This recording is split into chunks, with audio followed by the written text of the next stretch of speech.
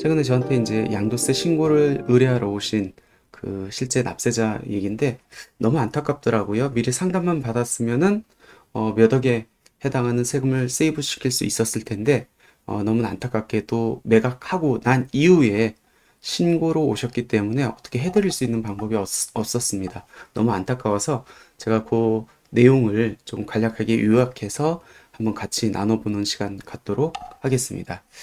사실관계부터 한번 볼까요? 이분 같은 경우에는 신축 감면주택을 먼저 취득했습니다. 우리 조세특례제한법에 보면은 뭐 감면주택이라고도 하고 특례주택이라고 하고 뭐 일정 기간에 신축한 주택 또는 미분양주택 이런 것들을 가지고 있었을 때 어떤 특혜를 주거든요.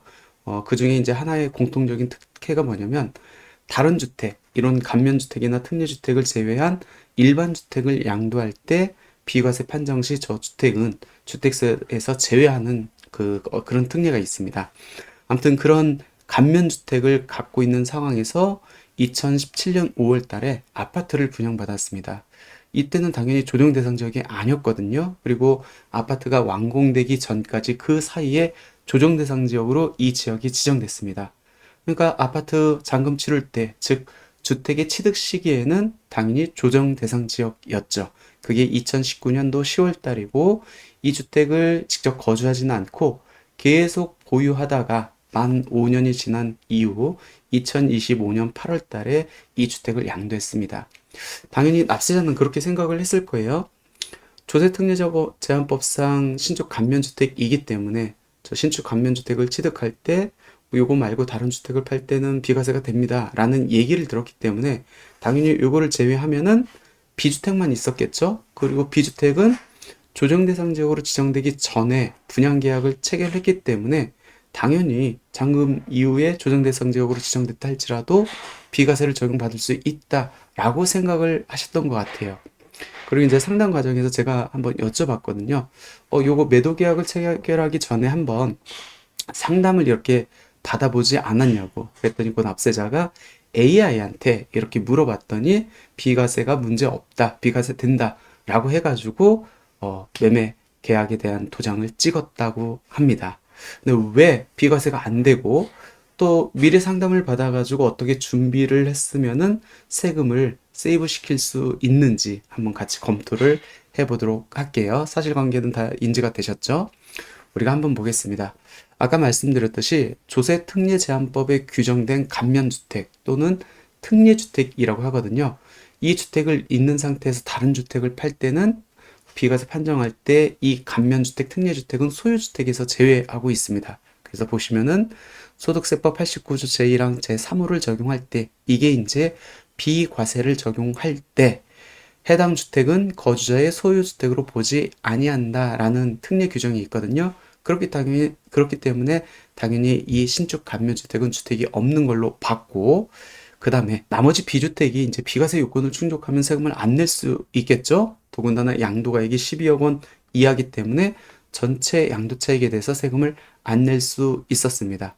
근데 우리가 비과세라는 큰 세제 혜택을 적용받을 때 항상 고려해야 될 게 요건 충족을 했는지 봐야겠죠? 비과세, 세제 혜택을 받기 위해서는 네 가지 요건을 충족해야 됩니다. 1세대가 1주택을 2년 이상 보유, 2년 거주해야 되거든요. 이분 같은 경우는 1세대가 1주택을 2년 이상 보유했어요. 그리고 마지막 요건, 거주 요건에서 지금 잘못했거든요. 이분은 거주 요건이 있을까요? 없을까요? 납세자분은 당연히 조정 대상 지역으로 지정되기 전에 분양계약을 체결했기 때문에 또는 매매계약을 체결했기 때문에 당연히 잔금연재 조정 대상 지역으로 지정됐다 할지라도 나는 비과세 적용받을 수 있어 라고 이제 생각을 했던 것 같습니다. 하지만 그렇진 않죠.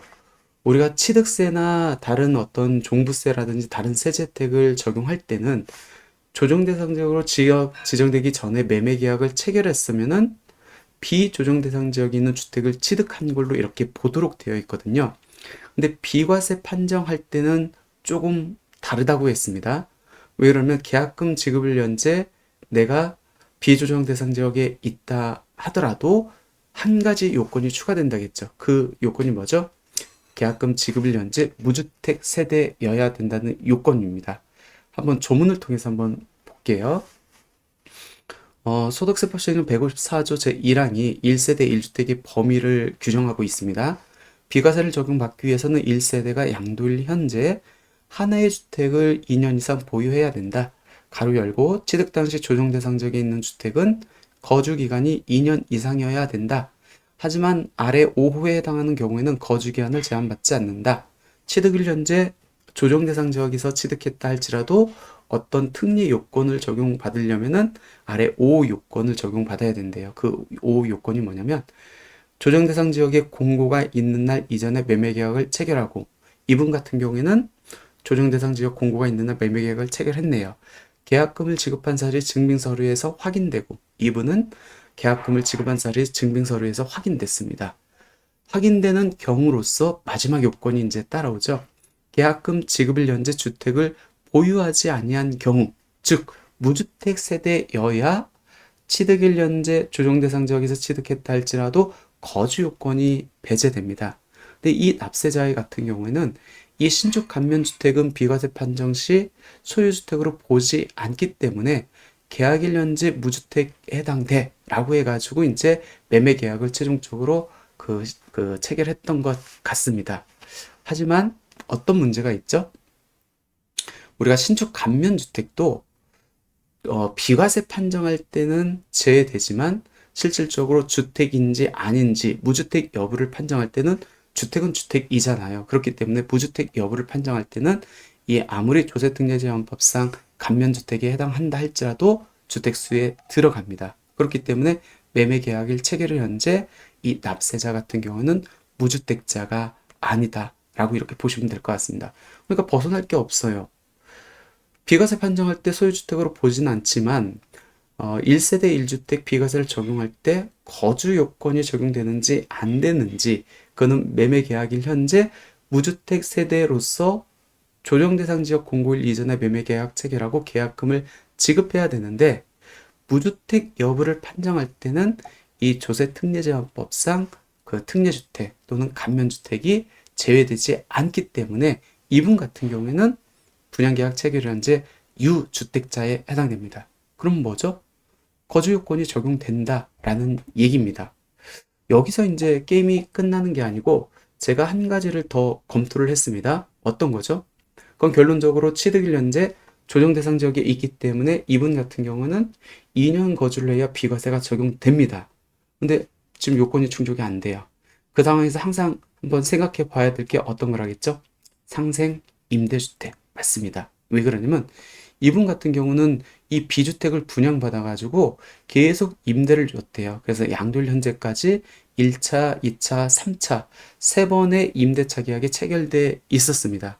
그래서 1차는 분양 잔금을 낼 때 미리 계약을 체결해가지고 이 전세 보증금을 합해가지고 분양 잔금을 납입을 했고, 그로 인해서 2년이 경과될 때마다 계속 임대차 계약을 체결을 했습니다. 그러면 상생 임대주택 요건에 충족하는지 한번 보겠습니다.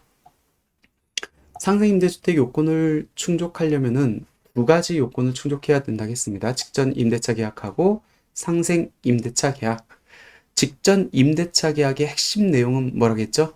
주택을 취득한 후에 임대차 계약을 체결해야 된다. 그리고 임대 기간은 1년 6개월 이상 임대를 해야 된다. 그 이후에 체결된 게 상생 임대차 계약입니다. 직전 임대차 계약 후에 체결한 임대차 계약을 의미하고, 직전 임대차 계약은 언제부터 언제까지 임대 계약을 해야 돼?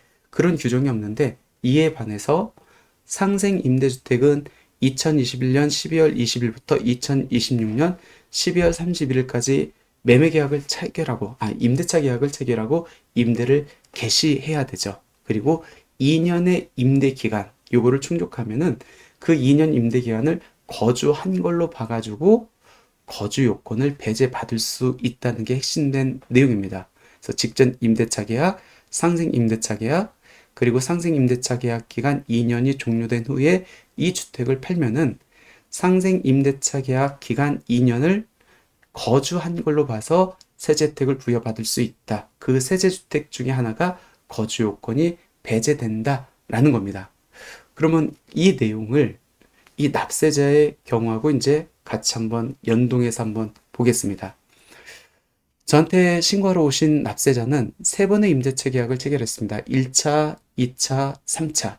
근데 1차 임대차 계약은 아파트를 분양받은 상태에서 분양잔금을 납부하기 전에 미리 임대차 계약을 체결을 했어요. 그리고 그 임대 보증금을 재원으로 해가지고 분양잔금을 납입을 했습니다. 그럼 이 1차 임대차 계약은 직전 임대차 계약에 해당할까요? 해당하지 않을까요? 해당하지 않죠. 왜 그렇죠? 직전 임대차 계약은 주택을 취득한 후 체결한 임대차 계약을 의미합니다. 그럼 요거 1차 임대차 계약 한번 생각을 해볼까요? 얘는 분양잔금을 납입한 이후에 비로소 나한테 소유권이 넘어옵니다. 근데 그 전에 임대차 계약을 체결했죠? 그러면 결론적으로 소유권이 이전되기 전에 체결한 임대차 계약이기 때문에 이 1차 임대차 계약은 직전 임대차 계약으로 볼 수 없죠. 그러면 언제 임대차 계약이 직전 임대차 계약이 되죠? 2년 후에 갱신되는 그 임대차 계약, 이 2차 임대차 계약이 직전 임대차 계약이 됩니다. 그래서 이 2차 임대차 계약에 2년을 임대를 했습니다. 그리고 또 갱신이 됐겠죠? 그게 이제 3차 임대차 계약입니다. 이게 바로 상생 임대차 계약이라고 보시면 되겠죠? 그래서 2차에서 3차 갈 때 5%밖에 안 올렸대요. 요건 충족했죠? 그리고 상생 임대차 계약은 2021년 12월 20일부터 2026년 12월 31일 사이에 임대차 계약을 체결하고 임대를 개시해야 되는데 2023년 10월 달에 임대차 계약을 체결하고 개시를 했기 때문에 그 기간도 맞아요. 그러면 2차 임대차 계약이 직전 임대차 계약, 3차 임대차 계약이 상생 임대차 계약. 그러면은 상생 임대차 계약 기간이 끝나고 이 주택을 팔면은 취득일 현재 조정 대상자격이 있다 할지라도 거주 기간이 배제가 돼서 비과세를 적용받을 수 있죠. 근데 문제는 이 납세자는 어디에서 문제가 발생하죠? 매매 계약입니다. 매매 계약을 언제 체결했죠? 2025년 8월 달, 즉 상생 임대차 계약 기간이 종료되기 전에 매매를 해번졌습니다. 그럼 어떻게 되죠? 상생 임대차 계약 2년을 충족해야만 그 기간을 거주한 걸로 봐서 거주 요건이 배제되는데 충족되기 전에 매매 잔금을 치렀네요. 그러면 2년을 거주한 걸로 볼 수가 없겠죠? 그래서 이분 같은 경우는 상생 임대차 계약 요건도 충족되지 않습니다. 너무 안타까워요. 세금을 한번 계산해 봤습니다. 만약 비과세가 적용된다 하면은 이 분양받은 아파트는 7억에 분양받고 지금 양도를 12억에 하기 때문에 5억 원의 양도 차익에 대해서 전액 비과세가 되죠. 세금을 하나도 안 냅니다. 하지만 비과세가 안 된다고 하면은 전체 5억이 과세가 되겠죠. 세금을 계산하니까 1억 5천 정도가 나옵니다. 너무 안타까워요. 만약 이분께서 매매 계약을 체결하기 전에 미리 상담을 한번 받아보셨다고 하면은 세무사님들이 당연히 이 부분을 캐치해서 언급을 해줬을 겁니다. 2달만 있다가 2달 경과된 후에, 즉 상생 임대차 계약 기간이 종료된 이후에 매매 잔금을 치르세요. 계약은 그 전에 해도 상관없겠죠? 매매 잔금만 상생 임대차 계약 기간이 종료된 이후에 체결하면 되는 거니까. 그 2달 터울 때문에 지금 세금을 안 내도 되는 세금을 1억 5천이라는 세금을 내야 됩니다. 지방소득세까지 하면 거의 1억 7천이 이렇게 나오는 셈이죠. 그렇기 때문에 이 사실관계, 그리고 이제 제가 오늘 해석한 내용들을 한번 들어보시고 항상 제가 얘기하는 겁니다. 팔기 전에 반드시 세금에 대한 상담을 받아보시는 겁니다. 왜 그러냐면 매매 계약에 대한 조정을 찍고 더구나 잔금이 치러진 상태에서는 어떻게 되돌릴 수가 없습니다. 근데 매매 계약을 체결하기 전에 세무 상담을 받았다고 하면은 미리 준비할 수 있잖아요. 대비할 수 있잖아요. 충분히 비과세를 적용받을 수 있는데 이미 잔금이 치러 번지고 매매 계약 도장이 찍힌 다음에는 어쩔 수 없거든요. 그렇기 때문에 제발 세무 상담료가 아깝다고 생각하지 마시고 상담료를 뭐 2, 30만 원 뭐 그보다 더 많이 지급한다 할지라도 지금 1억 7천만 원 정도의 세금을 내야 되는데 거기에 비하면은 굉장히 적은 금액이잖아요. 그렇기 때문에 부동산을 팔기 전에 특히 그 부동산이 비과세 적용 대상이다, 감면 적용 대상이다, 임대주택이다, 그리고 중과 다주택자 중과라든지 토지 같은 경우는 비사업용 토지에 해당되는지 거기에 해당된다고 하면은 반드시 팔기 전에 세무사님한테 상담을 받으실 것을 추천드립니다. 오해하지 마세요. 저한테 오란 얘기가 아닙니다. 가까운 동네에 세무사님이 다 계시거든요.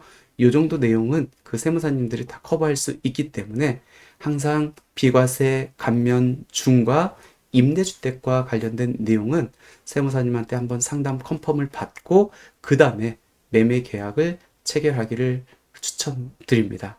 세무상담료 너무 아까워하지 마시고 이것보다 훨씬 몇십 배, 몇백 배 더 많은 세금을 내야 될 수 있기 때문에 적극적으로 세무사님들을 잘 활용하시면 좋을 것 같습니다.